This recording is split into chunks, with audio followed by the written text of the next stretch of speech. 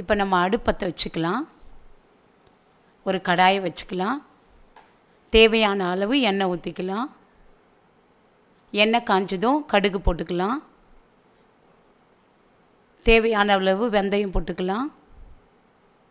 நறுக்கி வச்ச வெங்காயம் போட்டுக்கலாம். வெங்காயம் வதங்கட்டும்.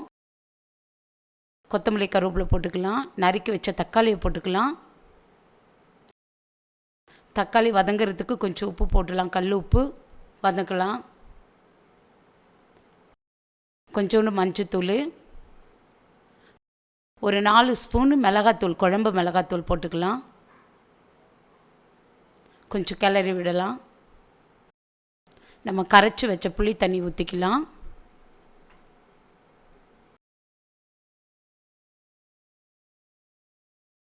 கொஞ்சம் கருவேப்பிலை கொத்தமல்லி போட்டுக்கலாம். ஒரு 7 பச்சை மிளகாய் போட்டுக்கலாம். இப்போ ஒரு தட்டு போட்டு முடிக்கலாம். ஒரு 10 நிமிஷம் கொதிக்கட்டும். A few moments later.